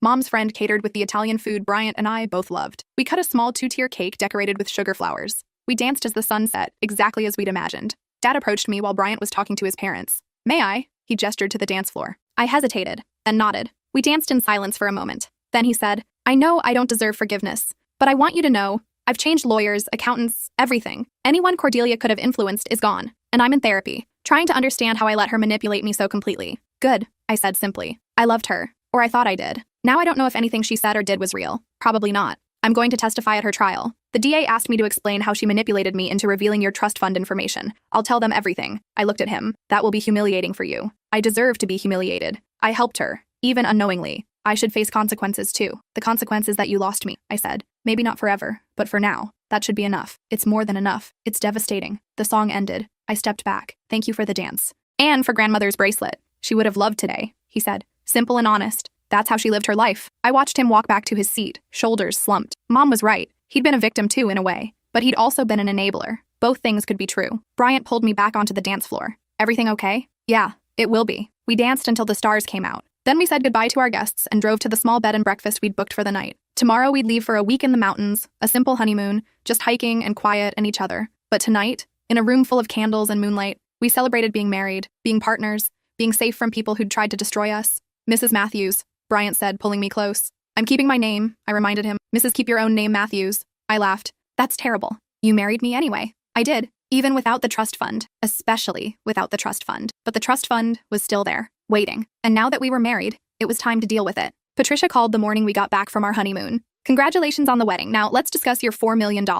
We met in her office. She'd prepared a comprehensive analysis of the trust, including investment performance over the past 5 years. Your grandmother was conservative but smart with her investments. The trust has actually grown. It's now worth just over $4.3 million. The number still didn't feel real. The funds are available for immediate transfer to an account of your choosing. However, I'd recommend keeping the current investment structure for now. It's generating solid returns, and there's no rush to liquidate. What do most people do? I asked. Most people immediately buy things they don't need. Cars, houses, vacations. They treat it like lottery winning. Then 5 years later, the money's gone and they have nothing to show for it. What should we do? Patricia pulled up a spreadsheet. First, pay off any high-interest debt. Student loans, credit cards, anything above 6% interest. That's guaranteed return on investment. Bryant and I had about $40,000 in combined student loans. Suddenly, that seemed manageable. Second, establish an emergency fund. 6 months of expenses, liquid and accessible. That's your safety net. How much is 6 months of expenses? Bryant asked. For most couples, between $30,000 and $50,000, but that depends on your lifestyle. I thought about our current apartment, our jobs, our lives. Probably $35,000, so that's $75,000 allocated immediately. That leaves roughly $4.2 million. I'd suggest putting $1 million in a diversified investment portfolio. Stocks, bonds, index funds.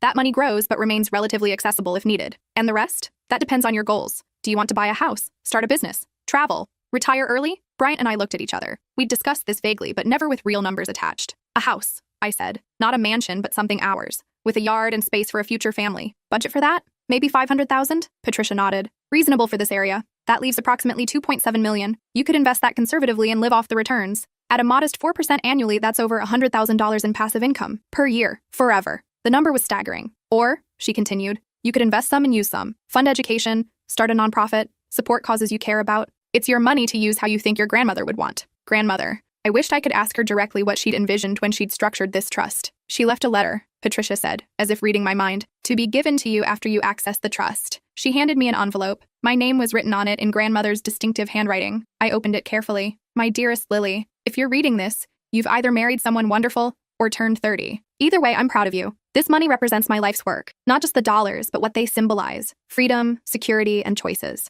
I grew up poor, married young, and spent 40 years building a business from nothing. I did it so my family would never struggle the way I did. But I've seen what money does to people, how it corrupts, distorts, and destroys relationships. I didn't want that for you. So I created this trust with conditions because I wanted you to know yourself first. To make choices based on who you are, not what you have. To fall in love with someone who values you, not your bank account. Use this money wisely, not just for yourself, but for the world. Create something meaningful. Support others. Build a life that matters. But also, buy something ridiculous occasionally. Take a trip just because. Eat expensive dinners. Life is short and you deserve joy. I wish I could be there to see the person you've become, but I trust that you're exactly who I hoped you'd be. With all my love, grandmother, I cried reading it. Bryant held my hand while Patricia discreetly looked away. She sounds like a wise woman, Patricia said after I'd composed myself. She was. I miss her every day. She'd be proud of how you handled Cordelia's scheme. Not many people would have seen through it in time. That evening, Bryant and I made a plan. First, we'd pay off our student loans. That was easy, obvious. Second, we'd establish the emergency fund Patricia recommended. Third, we'd buy a house. Not immediately, but within the next year. Something modest with good bones and space to grow. Fourth, we'd invest $2 million conservatively. That would generate enough passive income that we could take risks with our careers, maybe start a business, maybe just work less and live more. Fifth, and this was the part that felt most right, we'd establish a foundation. Something small at first, but meaningful. Supporting women escaping manipulative relationships, funding legal aid for people fighting trust fraud, helping families torn apart by financial abuse. We'd call it the Grandmother's Garden Foundation, in honor of both my grandmother and mom's garden where we'd gotten married. The remaining money would be for life, for travel, for family, for the future children we'd maybe have someday. It's a good plan, Bryant said. Your grandmother would approve. I think so too. 3 weeks later, I sat in a courtroom watching Cordelia get arraigned on 7 felony charges. She looked different, smaller somehow, without the designer clothes and perfect makeup. Her lawyer argued for bail reduction, claiming she wasn't a flight risk. The prosecutor disagreed. Ms. Chen has demonstrated sophisticated planning and manipulation skills. She created false identities, forged documents, and conspired to defraud the defendant of over $4 million. She's a significant flight risk and a danger to the community. Bail was set at $100,000. She couldn't afford it. She'd been living beyond her means, running up debt in anticipation of the money she'd planned to steal. Dad testified at the preliminary hearing. He explained how Cordelia had manipulated him, isolated him from family and friends, and convinced him to reveal confidential information about my trust. I thought she loved me, he said from the witness stand. I thought she wanted to help my daughter have a perfect wedding. Instead, she was planning to destroy her life. His testimony was painful to watch, but necessary. Montgomery Price took a plea deal. In exchange for testifying against Cordelia and surrendering his law license permanently, he avoided jail time. He'd still face civil suits from multiple former clients, but he'd escaped criminal consequences. It wasn't enough, but the prosecutor explained that Montgomery's testimony was crucial for convicting Cordelia of conspiracy. Without him, she could claim the emails were taken out of context, that she'd never actually intended to follow through. With him, they had a witness to the entire scheme. The trial lasted 2 weeks. I testified for 6 hours, explaining every vendor change, every manipulation, every piece of evidence we'd uncovered. Cordelia's lawyer tried to paint me as a vindictive stepdaughter who'd never accepted her father's new wife, who'd misinterpreted innocent wedding planning as something sinister. But the emails were too clear, the conspiracy too obvious. The jury deliberated for 4 hours. Guilty on all counts. Sentencing came a month later. The judge was stern. Ms. Chen, you engaged in a sophisticated, calculated scheme to defraud a young woman of her inheritance. You manipulated her father, forged documents, and planned to have her declared mentally incompetent, all for financial gain. This wasn't a crime of passion or necessity. This was pure greed. 7 years in prison, plus restitution for the canceled wedding expenses, though we both knew she had no money to pay. She'd also have to serve probation after release, and was permanently banned from working in any position that involved access to financial information or vulnerable people. As they led her away, she looked at me one last time, not with hatred, but with something like confusion, as if she still couldn't understand how her perfect plan had fallen apart. Dad waited for me outside the courtroom. It's finally over, he said. For now. We'd been slowly rebuilding our relationship. Weekly phone calls, occasional dinners, careful conversations where we both chose our words carefully. It wasn't what we'd had before, but it was something. I'm proud of you, he said, for standing up to her, for protecting yourself, for building a life despite everything she tried to do. Thanks. Your grandmother would be proud too. I hope so. We walked to the parking lot together. Bryant was waiting by our car. Not the old sedan we'd had when we got engaged, but a newer model we'd bought with trust money. Nothing flashy, just reliable and comfortable. Ready to go home? Bryant asked. Yeah, home was our new house. We'd found it 3 months after the wedding, a craftsman bungalow with a big backyard and a sunroom perfect for reading. It needed work, but it was ours. We'd spent weekends painting walls, refinishing floors, planting a garden. Mom helped design the landscaping. Dad had offered to help with repairs, and slowly, room by room, we'd let him. The Grandmother's Garden Foundation had officially launched last month. We'd funded 3 women escaping abusive relationships, paid for 2 legal consultations for people fighting estate fraud, and donated to a domestic violence shelter. It wasn't saving the world, but it was helping, and that felt right. One evening, 6 months after Cordelia's sentencing, I found Bryant in the backyard looking at something on his phone. What are you reading? I asked. An article about estate fraud. Apparently there's been a rise in cases like yours, people marrying into families specifically to access trust funds. That's depressing. Maybe. But look at this. He showed me the screen. There's a new law being proposed. Stricter verification requirements for guardianship petitions, better protections for trust beneficiaries, and look who's cited as inspiration. The article mentioned my case. The Chen Price conspiracy, they called it. My story had become a cautionary tale, a reason to strengthen legal protections. Your grandmother's money is helping people even beyond the foundation, Bryant said. I guess so. She chose well, not just in how she structured the trust, but in trusting you with it. I thought about that. About trust and money and family and choices. About how a $4 million inheritance had almost destroyed my life, but had ultimately made it better. Not because of the money itself, but because it had forced me to see clearly, to stand up for myself, to separate true love from manipulation. Do you ever regret it? I asked Bryant. Regret what? Marrying someone with this much baggage. The trust fund, the conspiracy, the whole complicated mess. He pulled me close. I married you despite the trust fund, remember? Everything else was just noise. Expensive noise. Worth it. We stood in the garden as the sun set, exactly like we had on our wedding day. But this time, we weren't just starting our life together. We were living it. The trust fund sat in investments, growing quietly. We lived off our salaries, saving the investment income for the foundation and future plans.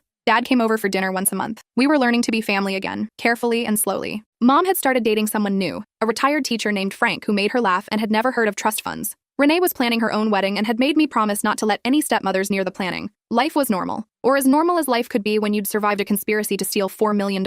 Sometimes I wondered what would have happened if Bryant hadn't found those emails. If we'd never discovered Cordelia's plan, would she have succeeded? Would I be in a psychiatric facility right now, declared incompetent, watching my inheritance disappear? The thought made me cold, but it hadn't happened. We'd caught her in time. Justice had been served, and I was here, in my garden, with my husband, building the life my grandmother had wanted for me. A life based on love, not money. A life that was mine to choose. 1 year after the trial, Patricia called with news. Cordelia's appealing her conviction. My stomach dropped. Can she do that? Everyone can appeal, but her grounds are weak. She's claiming ineffective counsel and that the evidence was prejudicial. The appeals court is unlikely to overturn the conviction, but they might. The chance is less than 5%. Try not to worry. But I did worry. For weeks, I had nightmares about the conviction being overturned, about Cordelia being released, about her coming after me again. Bryant held me through the panic attacks. Even if the conviction is overturned, which it won't be, she can't touch the trust. Patricia made sure of that. He was right. The trust had been restructured with additional protections. Multiple lawyers had to sign off on any access. Regular audits were required.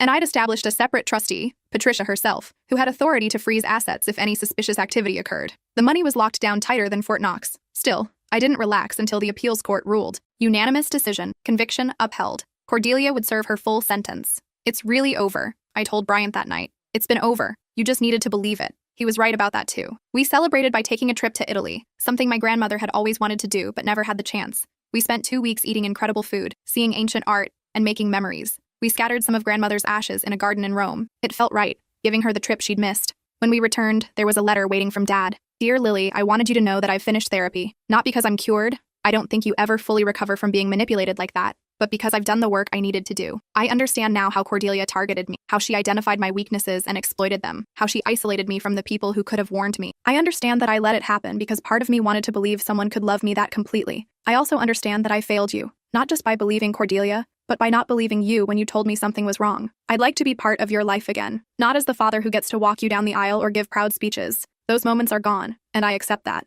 But maybe as someone who can show up, who can be present, who can prove, slowly and over time, that I'm capable of putting you first. If you're willing to give me that chance. Love, Dad. I showed the letter to Bryant. What do you think? He asked. I think he means it. I think he's done the work. Do you want him in your life? I want to try. Carefully. Then try. So I did. Dad started coming to Sunday dinners. He helped Bryant fix the fence. He listened when I talked about the foundation. He asked about my life without trying to direct it. Slowly, over months and then years, we rebuilt something. It wasn't what we'd had before. That relationship had died when he chose Cordelia over me. But this new relationship was more honest, more equal. He didn't try to be a traditional father. He was more like a friend, someone I'd known a long time, who'd hurt me badly, but who was working hard to make amends. It was enough. 2 years after the trial, Bryant and I were having dinner when he said, I've been thinking about something. What? Kids? Do you want them? I put down my fork. We'd discussed this vaguely, but never seriously. I think so. Eventually. Do you? Yeah, I do. I think we'd be good parents. We would be. But I'm scared. Of what? Of passing down this mess. Of our kids having trust funds and complicated family dynamics and ex-stepmothers in prison. Bryant smiled. Our kids will have 2 parents who love them, who survived something horrible and came out stronger, who built a foundation to help other people.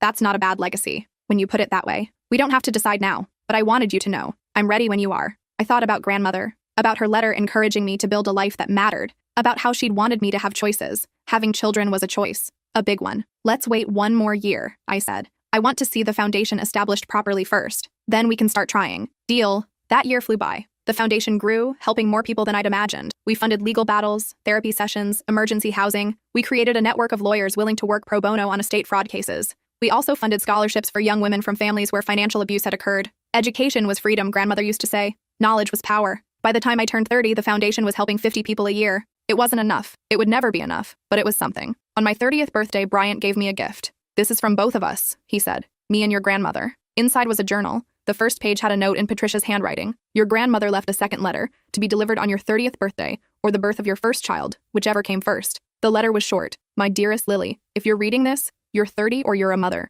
Either way, you've reached a milestone. I hope the money has been a blessing, not a burden. I hope you've used it to build something meaningful. I hope you've been careful about who you trust, but not so careful that you've closed yourself off from love. Most importantly, I hope you've learned that money is just money. It's a tool, not an identity. It's power, but not purpose. Your worth has nothing to do with dollars in a bank account. It never did. Keep building. Keep loving. Keep being exactly who you are. Forever proud, grandmother. I read it 3 times, crying harder each time. She knew, I said to Bryant. She knew I'd struggle with this, that I'd wonder if I was worthy of it. You are worthy. You always have been. We started trying for a baby that month. It took 6 months, but eventually 2 pink lines appeared on a test. Pregnant. Mom cried when we told her. Dad cried too. Everyone cried, actually. The pregnancy was normal. Easy, even. I worked until month 8, running the foundation from home for the last trimester. Our daughter was born on a Tuesday morning in early spring, 7 pounds, 4 ounces, with Bryant's eyes and my grandmother's chin. We named her Grace, after my grandmother. Dad held her in the hospital, tears streaming down his face. She's perfect. Absolutely perfect. Don't mess up this relationship too, I said, only half joking. I won't. I promise. And he didn't. He became the grandfather I'd always wanted him to be as a father. Present, loving, careful. He'd learned his lessons the hard way, but he'd learned them. Grace grew into a toddler, then a child. Smart and funny and full of questions. Why do we have so many books about trust funds? She asked one day, looking at the foundation's library. Because grandmother wanted to help people, I explained. What grandmother? My grandmother. Your great-grandmother. She left us money so we could help other people not get hurt. That's nice. It is. Can I help? I looked at my 6-year-old daughter, so earnest and kind, and saw grandmother in her. When you're older, for now you can help by being a good person. I'm already a good person. You are. Keep being that. She ran off to play. Bryant came up behind me. She's going to be okay, he said. Better than okay. She's going to be amazing. I know. We'd set up a trust for Grace. Smaller than mine but substantial. She'd get access at 25 with the same conditions grandmother had used for me. Counseling from Patricia's successor, education about financial responsibility, and a clear understanding that money was a tool, not an identity. But we were also teaching her by example, showing her that wealth meant responsibility, that privilege required purpose. The foundation continued to grow. By Grace's 10th birthday, we were helping 200 people a year. We'd expanded to include education programs about financial abuse, workshops for lawyers handling estate fraud, and a hotline for people who suspected they were being manipulated. We'd prevented 3 schemes similar to Cordelia's. 3 other women had discovered in time that their stepmothers or partners were targeting their inheritances. We'd connected them with lawyers, helped them build evidence, and protected their assets. Each case felt like a small victory, like grandmother's legacy expanding beyond our family. Cordelia was released after serving 5 years. She'd gotten time off for good behavior, though her probation would last another decade. I didn't attend her release, didn't want to see her, speak to her, think about her. She'd been erased from my life as completely as she'd tried to erase my mother from my wedding. Sometimes I wondered if she understood what she'd lost, the relationships she'd destroyed pursuing money she'd never gotten, the life she could have had if she'd just been honest. But mostly I didn't think about her at all. She was a cautionary tale, a warning, a reason to be careful but not paranoid. Life moved forward. Grace grew into a teenager, brilliant and creative and strong. She wanted to be a lawyer specializing in elder abuse. She'd seen the foundation's work and wanted to continue it in her own way. I was proud beyond words. Bryant and I celebrated 20 years of marriage with a trip back to Mom's garden. We renewed our vows under the same arbor where we'd first married, with Grace as our witness. Dad was there too, older now but present. He'd never remarried, never dated seriously. He said he'd learned his lesson about rushing into relationships. Mom had married Frank. They were disgustingly happy, traveling and gardening and being in love in their 70s.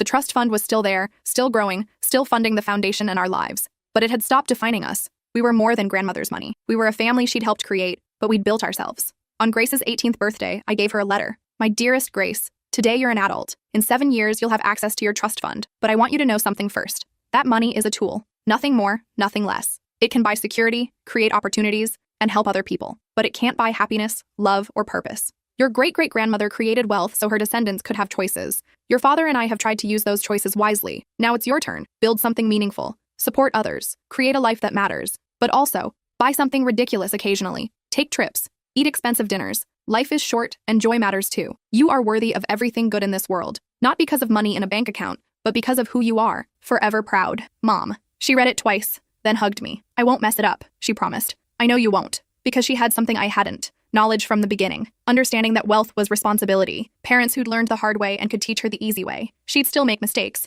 Everyone did. But they wouldn't be our mistakes. That night, Bryant found me in the garden, the one we'd built in our backyard, inspired by Mom's garden where we'd married. What are you thinking about? He asked. How differently things could have gone if we hadn't found those emails, if Cordelia had succeeded, but she didn't. I know. I just wonder sometimes what my life would have been like if I'd been declared incompetent, if I'd lost everything. You wouldn't have lost me, Bryant said firmly. Even if she'd succeeded, even if you'd had nothing, I still would have been here. How do you know? Because I chose you before I knew about the money. That choice didn't depend on your bank account. I leaned against him. We got lucky. Maybe. Or maybe we made our own luck by paying attention and trusting our instincts. Both things can be true. Both things are true. We sat in the garden as the sun set, exactly like we had on our wedding day 20 years ago. But this time, we weren't just starting our life together or living it day by day. We were celebrating it. The whole messy, complicated, beautiful thing. The trust fund that had almost destroyed us had become the foundation of our purpose. The conspiracy that had tried to steal my inheritance had taught us who to trust and how to protect ourselves. Cordelia had intended to hurt me. Instead, she'd forced me to become stronger. I'd never thank her for that. But I could acknowledge the strange truth that sometimes our worst moments lead to our best lives.